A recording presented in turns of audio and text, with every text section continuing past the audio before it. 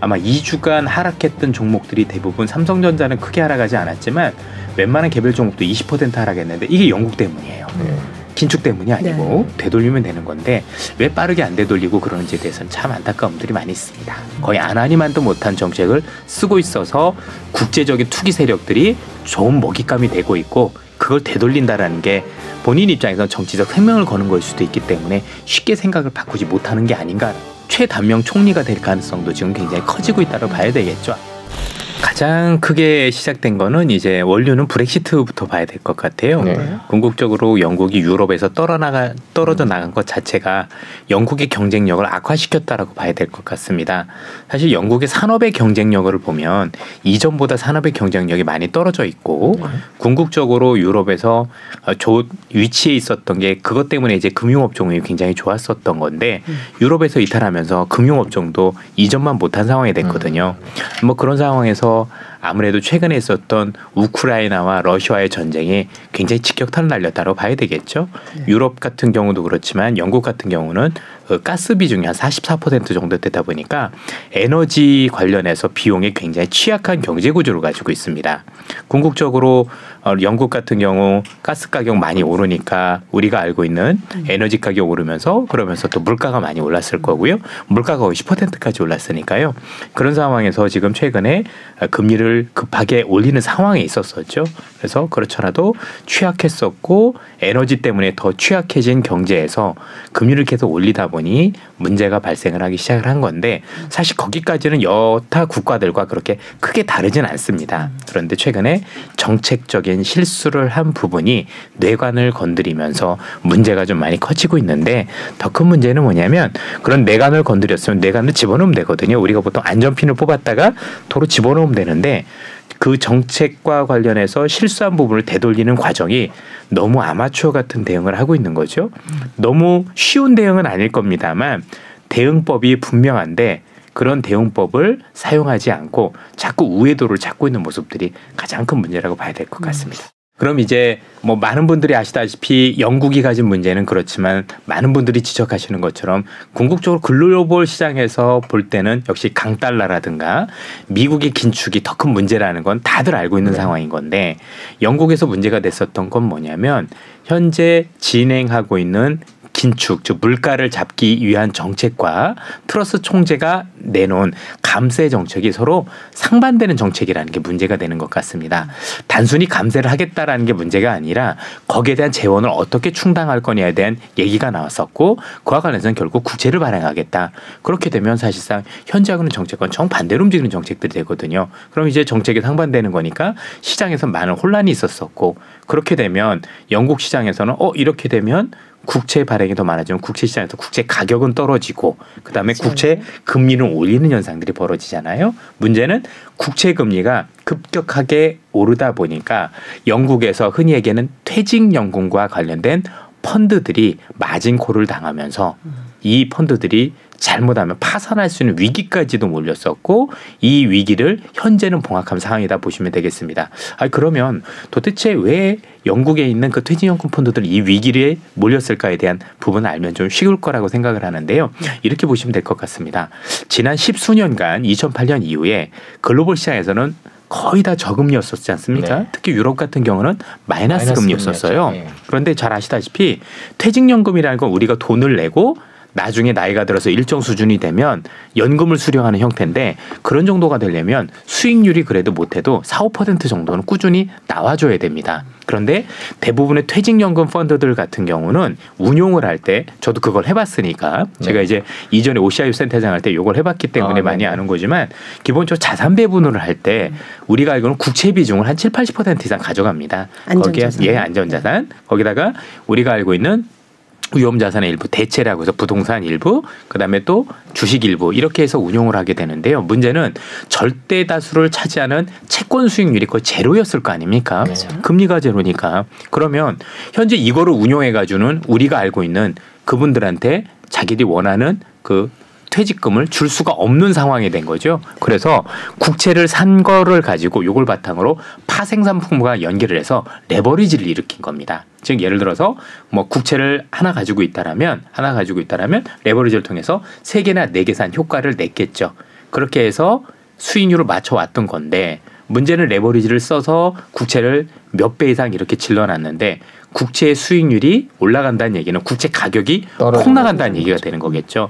내가 가지고 있는 국채 가격만 폭락하면 큰 문제가 없는데 3배나 4배를 남의 돈을 빌려서 이렇게 국채 가격이 폭락하는 거니까 사실 국채 가격이 25%만 없다고 하더라도 원금이 완전히 없어지는 모습까지 나오겠죠. 이렇게 돼서 일정 수준 국채가 예상치 못하게 급등하는 모습을 보였고 국채 가격이 떨어지고 국채 금리가 오르는 거니까 가격이 떨어지는데 포커싱을 맞추시면 됩니다. 금리가 올랐다는 얘기는 가격이 많이 빠진 거니까. 그래서 영국에서 이 레버리지를 통해서 운용하던 대부분의 연금 관련 펀드들은 대규모 손실을 안게 됐고 당연히 대규모 손실을 안게 되면 마진콜이라는 걸 당하게 되겠죠. 당신들 채권 이거 담보가 부족하니까 더 담보를 추가로 넣든지 하세요 하니까 이분들은 또 가지고 있던 채권을 또 팔았겠죠. 팔면은 또 가격은 더 떨어지고 금리는 오르고 이런 연쇄작용들이 있었던 겁니다. 그래서 이 감세한 정책 자체가 잘못하면 영국에 있었던 모든 연금과 관련 펀드들을 전부 파산으로 내몰 수 있었던 정말 아찔했던 상황이었던 거예요. 이게 들으신 분들은 어떻게 느끼실지 모르겠지만 저는 등에서 식은땀이 났었습니다.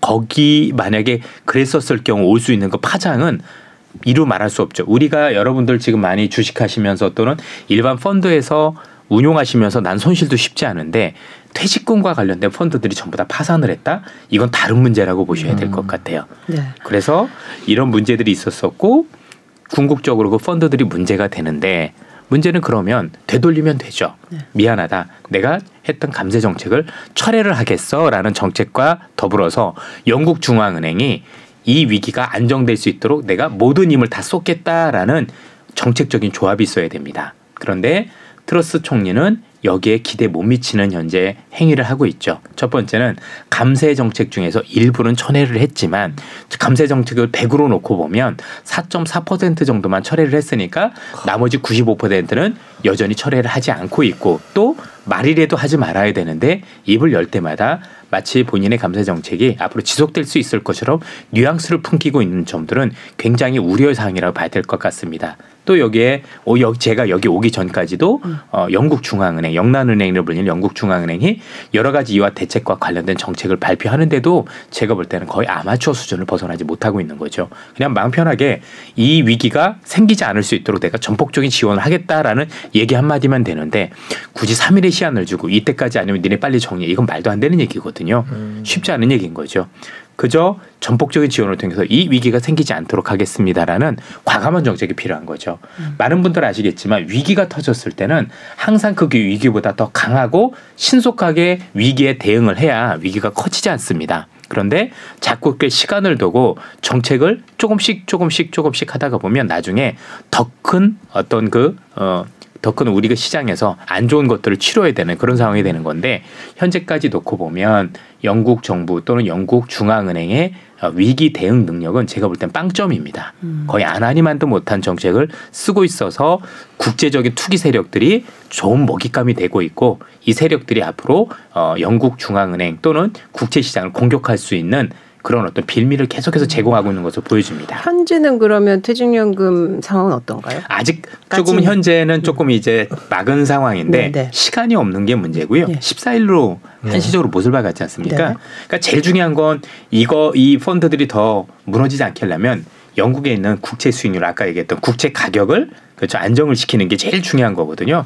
그러면 감세 정책 처리하는 방법밖에 없어요. 감세 정책을 처리를 하고 영국 중앙은행이 현재 있었던 위기에 대해서 내가 적극적으로 대응하겠다. 그 두 가지가 같이 나와야 되는 건데 트러스 총리도 계속해서 국채 수익률 관련해서 계속 급등할 수 있는 여지를 계속 남겨놓는 것도 문제고 그렇게 되면 영란은행에 나선다고 하더라도 사실 위기가 해결되는 건 아닐 거거든요.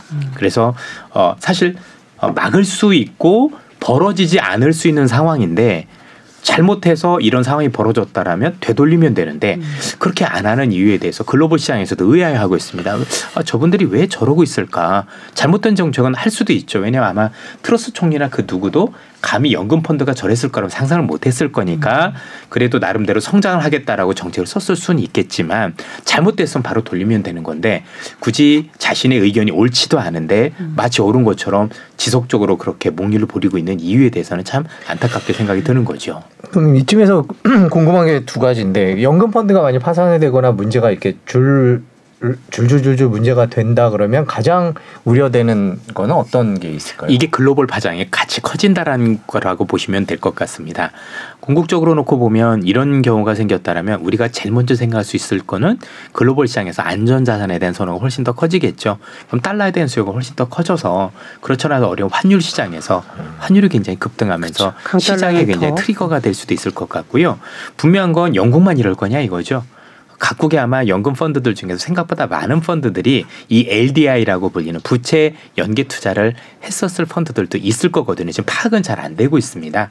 그래서 이런 펀드들이 연쇄적으로 문제를 일으킬 수도 있겠죠. 또는 지금도 알 수는 없지만 이 영국에 있는 연금 펀드에 그 문제가 생겼었을 때 그와 관련된 금융기관들이 또 연결돼 있을 거 아닙니까? 그럼 그 금융기관들도 부실해질 수 있는 사항들도 있을 거고 그래서 우리가 지금 생각지도 못한 굳이 벌어지지 말아야 될 일들이 벌어질 수 있는 개연성이 충분히 있는 거다라고 보셔야 될 것 같아요. 네, 이게 확실히 경제 위기설에 있어서 뇌관은 뇌관인 것 같은데 영국 총리 입장에서도 이게 문제가 될 경우에 국민들이 좋아할 이유가 1도 없는데요. 아무리 그래도 감세가 자기 정책이고 그 고집을 피운다고 해도 이게 문제가 될 경우에는 돌이킬 수 없을 텐데요. 이렇게 계속 고집을 부리는 이유에 대해서 외국에서 뭐라고 해석을 합니까? 일단은 그것 때문에 영국 내에서도 지지율이 크게 떨어지고 있는 것도 사실이고 그래서 아마 총리가 됐음에도 불구하고 최단명 총리가 될 가능성도 지금 굉장히 커지고 있다고 봐야 되겠죠. 아마 본인의 정치적인 소신이 아닐까라고 생각이 드는데 그 소신도 중요하지만 어쨌든 간에 시장에 위기가 있다라면 그 위기에 대해서는 그 적극적으로 대응하는 게 필요할 텐데 이게 아마 정치인들은 생각을 잘 못 바꾸는 그런 경향들이 있는 것 같아요. 내가 이런 정책을 폈고 이런 어떤 생각을 가지고 있는데 그게 옳다라고 생각해서 했었을 텐데 그걸 되돌린다라는 게 본인 입장에서는 정치적 생명을 거는 것일 수도 있기 때문에 쉽게 생각을 바꾸지 못하는 게 아닌가라고 추정은 하고 있습니다. 근데 안타까운 건 정답도 정해져 있고 막을 수도 있습니다. 이런 위기가 안 올 수도 있는데 지금까지도 안 하는 건지. 근데 부채 연계 투자 아까 LDI 말씀하셨는데 사실 규모를 파악하지 못하고 있었다는 게 거의 정설인데 사실 그 서브프라임도 구조는 좀 다릅니다만은 어쨌든 파생으로 인한 연계 그것이 어디서 터질지 모르는 그런 맞습니다. 그 이유가 위기의 시발점이 됐었는데 자 이제 14일을 못을 박았죠. 그럼 그 이후에 어떤 채권 시장의 변화를 좀 예상을 하세요? 지금? 우선 제가 볼 땐 14일까지 가지도 않을 수도 있습니다. 왜냐하면 지금도 당장 지금 시장이 흔들리고 있기 때문에 전반적으로 이런 영향들이 오늘 내일 며칠에 걸쳐서 지속되면 영국 중앙은행 생각을 바꿀 수밖에 없거든요. 결국은 바꿀 수밖에 없습니다. 본인들이 바꿔야 되고 앞서도 말씀드렸지만 정답이 이미 정해져 있어요. 그리고 막을 수 있고 문제는 우리가 더 큰 희생을 치르고 막을 거냐 아니면은 그래도 그 희생을 최소화하면서 막을 수 있을 거냐 그 차이만 있을 거라고 생각이 들어요.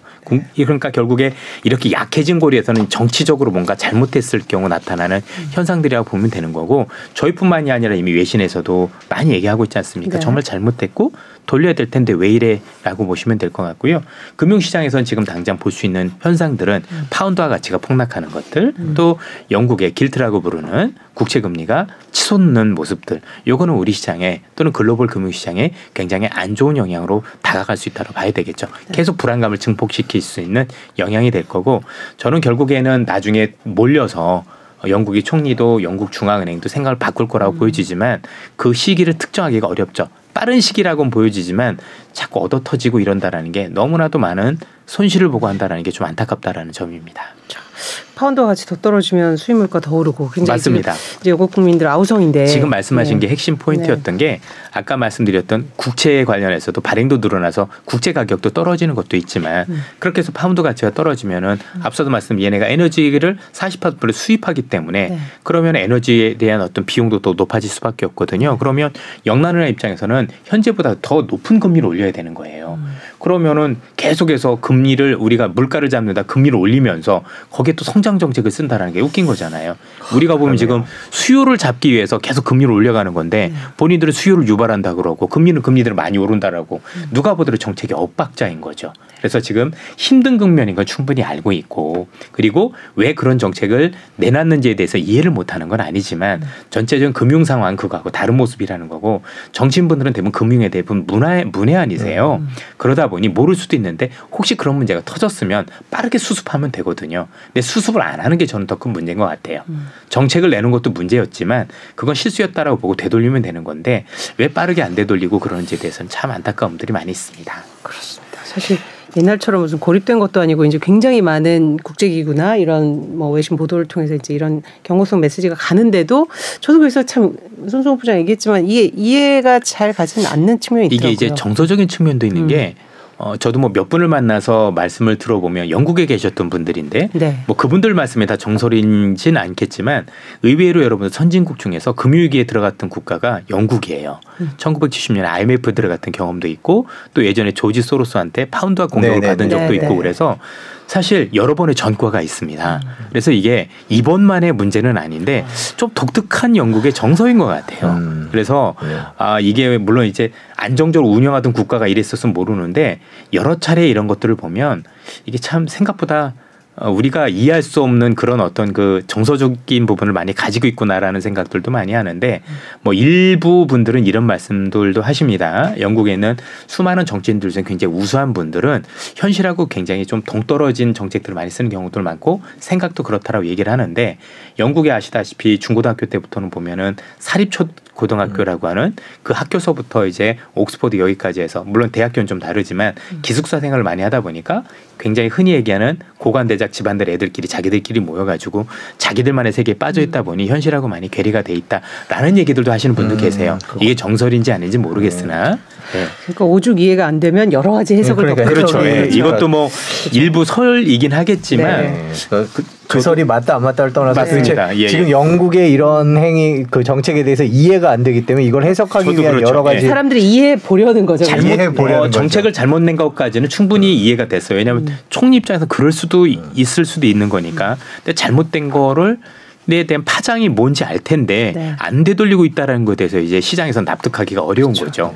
일단 실제로 어제 밤, 그러니까 오늘 새벽에 미국장도 영국에서 무슨 소리만 들리면 떨어지는 훅훅 떨어지는 거죠. 실제 지금. 우리 금융시장이 지난 2주간 투자자분들이 굉장히 힘드셨을 거예요. 아마 2주간 하락했던 종목들이 대부분 삼성전자는 크게 하락하지 않았지만 웬만한 개별 종목도 20% 하락했는데 이게 영국 때문이에요.